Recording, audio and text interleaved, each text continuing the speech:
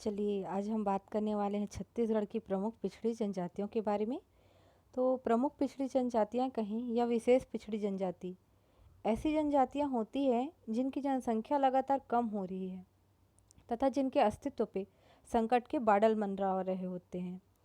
ऐसी जनजातियों को संरक्षण व संवर्धन करने के उद्देश्य से विशेष पिछड़ी जनजातियों के अंतर्गत रखा जाता है। आगे आप पढ़ेंगे कि 5 प्रकार की जनजातियां हैं जो राज्य में पाई जाती हैं और केंद्र उन्हें विशेष पिछड़ी जनजातियों का दर्जा देता है। उन्हीं में से आज हम एक की चर्चा करने वाले हैं। चलिए शुरू करते हैं। ये हमारा छत्तीसगढ़ है। छत्तीसगढ़ का उत्तर पश्चिमी हिस्सा जो ये वाला हिस्सा है वो आता है मैकल पर्वत श्रेणी के अंतर्गत। मैकल पर्वत श्रेणी का जो विस्तार है वो राजनांदगांव, कवर्धा, मुंगेली, बिलासपुर, जेपीएम इन हिस्सों में लगा हुआ है। यहाँ पर एक विशेष प्रकार की जनजाति निवास करती है जिसका नाम है बैगा। तो आज हम बैगा जनजाति के बारे में चर्चा करेंगे। चलिए आगे बढ़ते हैं। बैगा के बारे में पढ़ने से पूर्व हम जनजातियों के बारे में कुछ तथ्य देख लेते हैं। जैसे छत्तीसगढ़ जो है एक जनजाति बहुल प्रदेश है। क्यों? क्योंकि इसकी जनसंख्या का लगभग 1/3 30.62% हिस्सा जो है जनजातियों का है। इसके अलावा 42 प्रकार की जनजातियां छत्तीसगढ़ में निवास करती है, जिसके कारण भारत में छत्तीसगढ़ को एक आदिवासी संस्कृति के रूप में पहचान मिली हुई है। बात करें तो जनजातियों की बोली, सामाजिक व्यवहार, धर्म, त्यौहार, मेले, शिल्पकला, चित्रकला ये सभी चीज़ें इनकी संस्कृति को एक विशिष्टता प्रदान करती हैं। इसके अलावा सांस्कृतिक परंपरा को एक राष्ट्रीय स्तर पर पहचान दिलाने में मदद करते हैं। राज्य शासन द्वारा सांस्कृतिक विरासत और सांस्कृतिक गतिविधियों को संरक्षण प्रदान करने और उसमें अभिवृद्धि करने एक नई सांस्कृतिक नीति की घोषणा की गई है। इसी नीति के तहत केंद्र सरकार द्वारा 5 जनजाति विशेष पिछड़ी जनजाति घोषित किए गए हैं जो छत्तीसगढ़ में निवास करते हैं। इसके अलावा 2 अन्य जनजातियां हैं जो राज्य सरकार द्वारा विशेष पिछड़ी जनजाति की श्रेणी में रखे गए हैं।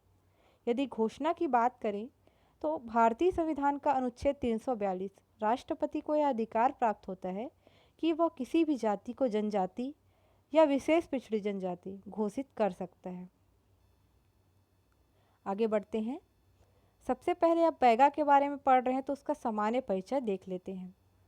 बैगा जनजाति छत्तीसगढ़ में पहले आने वाली तथा सर्वप्राचीन जनजाति है। बैगा का शाब्दिक अर्थ पुरोहित होता है। बैगा को गोड़ों के पुजारी के रूप में भी मान्यता दी गई है। इसके अलावा अगर खोज की बात करें तो 1867 में बैगा की खोज की गई। तब इन्हें जंगली के रूप में वर्णित किया गया। चूँकि ये जंगल में निवास करते थे इसलिए इन्हें जंगली कहा गया। छत्तीसगढ़ समेत आसपास के जो अनेक राज्य हैं वहाँ पे भी ये जनजाति विस्तृत है। कई स्थानों पर इनको भूमिया अर्थात मिट्टी का स्वामी भी कहा जाता है। रसेल और ग्रेयर्सन जो इतिहासकार हैं वो मानते हैं कि भूमिया की ही शाखा बैगा है। उत्पत्ति की बात करें तो बैगा की उत्पत्ति हुई है नागा बैगा से। ये लोग नागा बैगा को अपना पूर्वज मानते हैं।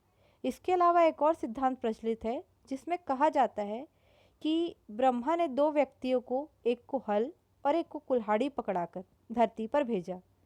जो नांगर या हल पकड़ कर आए उन्हें गोंड कहा गया जो कृषि कार्य में जुट गए, और दूसरे थे जो कुल्हाड़ी पकड़ के आए वो जंगलों की ओर चले गए जिन्हें बैगा कहा जाने लगा। तो ये किंवदंतियाँ जो है इनकी उत्पत्ति के संबंध में प्रचलित है। संकेंद्रण की बात करें तो इनका विस्तार हमें दिखता है मैकल पर्वत श्रेणी।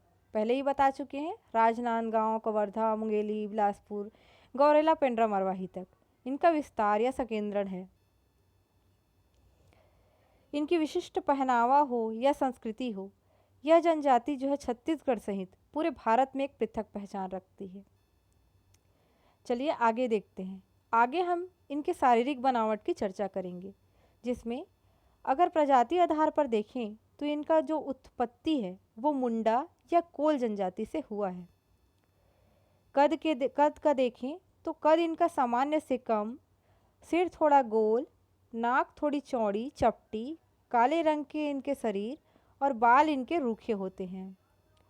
युवतियों की बात करें तो इस जो जनजाति है उनकी युवतियाँ जो है तीखे नैन नक्श वाली और आकर्षक होती है। आगे आपको फोटो भी दिखेगा जो बैगा जनजाति की औरतें कैसी दिखती हैं वो आपको पता चलेगा। रहन सहन की बात करें तो इनका जो घर है वो दुर्गम जंगल क्षेत्रों में होता है। इसके अलावा इनके मकान कच्चे होते हैं जो बांस व मिट्टी के बने होते हैं तथा जिसके छत पर घास और पत्तियां लगी रहती है। इनके जो घर हैं या मकान उनको विशेष नाम से जाना जाता है जिसको सिरोही या सिंघारी कहते हैं। ये लोग गांव में निवास नहीं करते, इनका अलग गांव स्थापित होता है। जैसे आप कहीं जाएंगे जहाँ पे बैगा लोग रहते हैं तो उनको बैगा पारा के नाम से भी जाना जाता है। आगे देखते हैं सामाजिक जीवन के बारे में। सामाजिक जीवन में बात करें तो इनकी मुख्य भाषा है बैगानी के साथ साथ ये हिंदी व आंशिक रूप से मराठी भी बोलते हैं, जो कि राजनांदगांव का क्षेत्र कुछ हिस्सा जो है जो महाराष्ट्र है उससे लगता है, इसलिए ये दूषित रूप से मराठी का प्रभाव भी इन पे दिखाई देता है। भाषा परिवार की बात करें तो ये आर्य भाषा परिवार के अंतर्गत आते हैं। परिवार इनका पितृसत्तात्मक होता है। खान पान की बात करें तो मोटे अनाज जैसे कोदो, कुटकी, मड़िया आदि का ये लोग भोजन करते हैं। अनाजों को ये खिचड़ी के रूप में खाते हैं व केवलाल वृक्ष की पत्तियों का भाजी खाते हैं। इनके भोजन का टाइम के हिसाब से देखें तो सुबह ये बासी खाते हैं, दोपहर को पेज पीते हैं, रात्रि को बियारी का सेवन करते हैं। मुख्य पेय इनका ताड़ी होता है जो कि एक विशेष प्रकार के वृक्ष से निकाला जाता है। ताड़ी का उपयोग इन लोग विभिन्न अवसरों, कार्यक्रमों, अनुष्ठानों पे करते हैं। इसके अलावा महुआ वृक्ष का भी बहुत अधिक महत्व होता है जिसके फूल से लोग शराब बनाकर पीते हैं। परिधान की बात करें तो महिलाएं सफ़ेद रंग की साड़ी या कपची, जिसे लुगड़ा भी कहते हैं, वह धारण करते हैं। पुरुष जो है लंगोटी धारण करते हैं। परंतु आधुनिकीकरण के दौर में जैसे जैसे पर संस्कृतिकरण होते जा रहा है, इनकी जो संस्कृति है उसमें भी पर संस्कृति का जो है प्रभाव दिखाई देता है। इसलिए अब महिलाएं भी अलग अलग कलर के जो कपड़े हैं या पुरुष जो है धोती, बंगाली ये सब भी पहनने लगे हैं। आगे बात करेंगे आभूषण के बारे में। गोदना इनका प्रिय आभूषण होता है। इसके अलावा जो क्षेत्रीय आभूषण जो तांबे एल्यूमिनियम के बने होते हैं, जनजातियों में जो बहुत महत्व रखते हैं, उनका इन लोग जो है पहनावा जो है इनका रहता है। जैसे ये महिला दिखाई दे रही है, ये महिलाएं जो है लाल रंग की साड़ी पहनी हुई है, इसमें कुछ कुछ जो है आभूषण जो है ये धारण की हुई दिखाई दे रही हैं आपको। इसके अलावा एक और महिला दिख रही है जो गोदना गुदवाई हुई है अपने शरीर के अंगों में। उसके अलावा ये जो है एल्यूमिनियम की जो है चूड़ियाँ पहनी हुई दिखाई दे रही है। सफ़ेद रंग की साड़ी भी इन्होंने पहनी हुई है। आगे बात करेंगे तो गोदना के बारे में देख लेते हैं, क्योंकि ये जो है मुख्य परीक्षा का भी प्रश्न बनता है कि गोदना क्या है, तो इसके बारे में भी थोड़ा देख लेते हैं। गोदना एक प्रकार का टैटू होता है जो शरीर के विभिन्न हिस्सों पर बैगा महिलाओं द्वारा गुदवाई जाती है।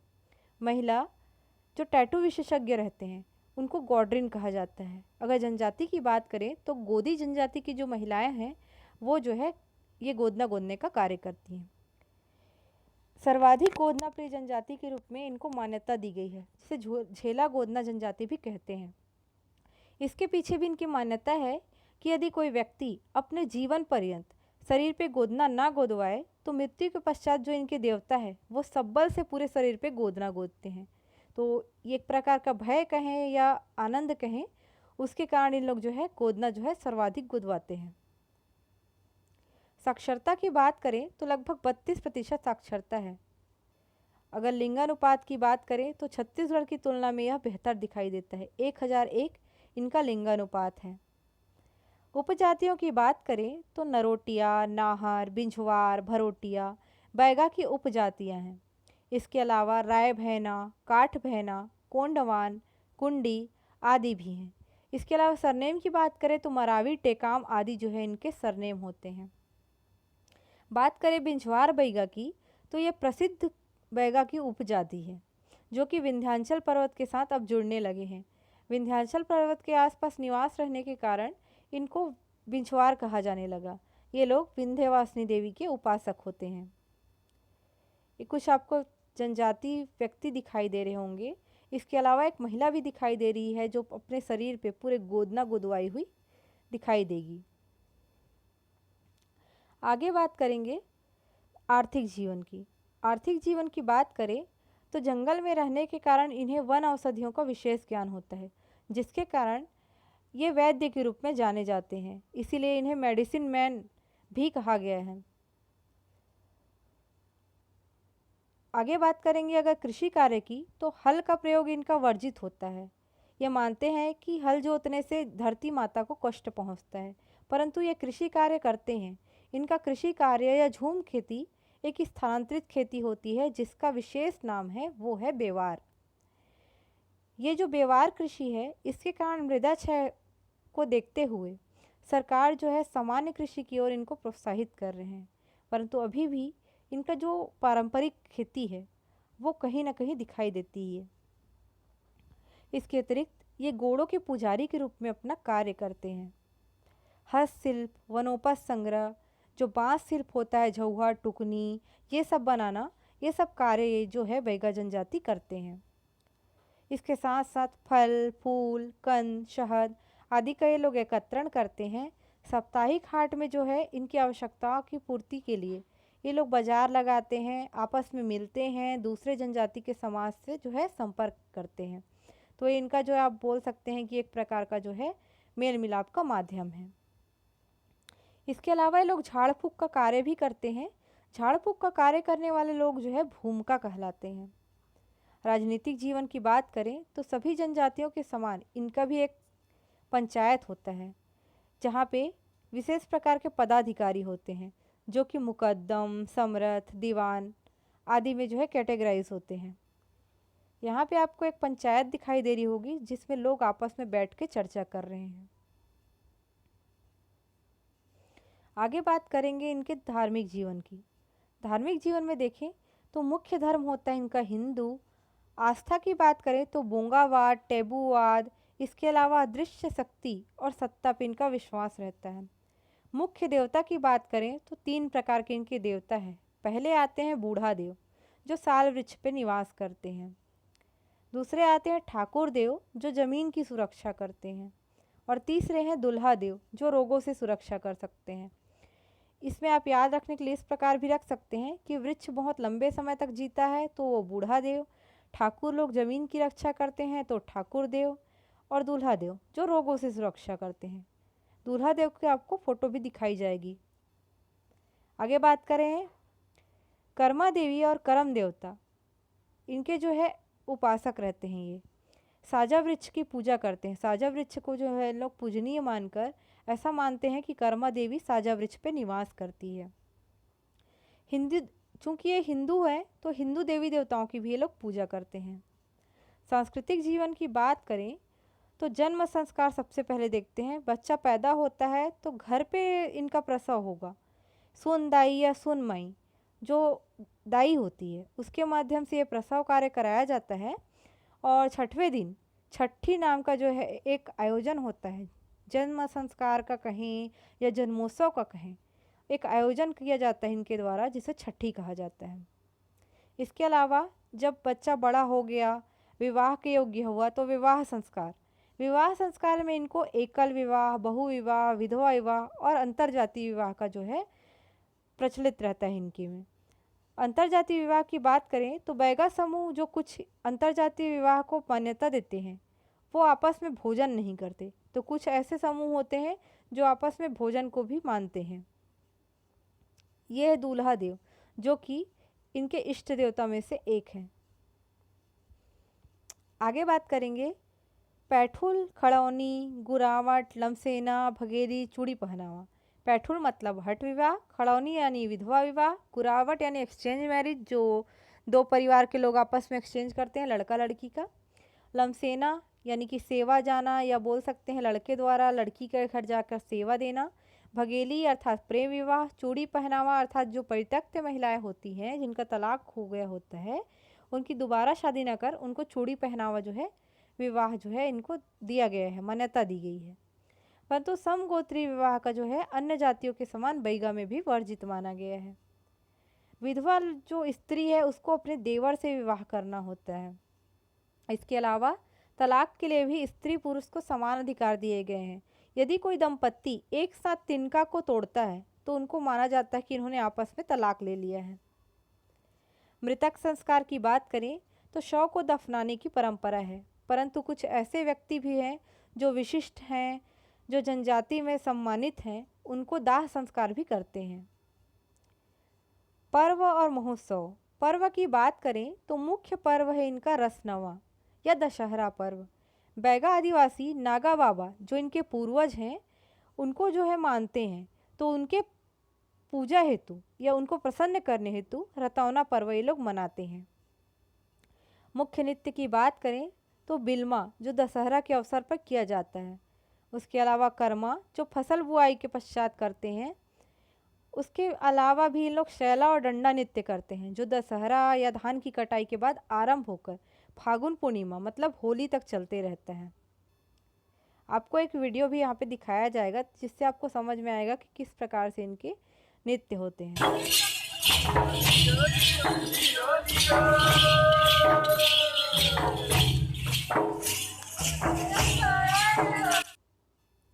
चलिए आगे बढ़ते हैं।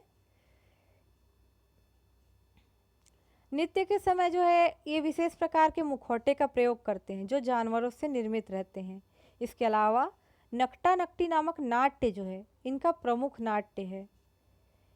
झटपट, दशहरा नृत्य आदि भी ये लोग करते हैं। साथ ही बिल्मा की अगर बात करें तो वैवाहिक अवसरों पर भी किया जाता है, चूँकि जो बिल्मा नृत्य है वो दशहरा पे भी करते हैं। उसके अलावा वैवाहिक अवसरों पे भी जो है इसका आयोजन करते हैं इन लोग।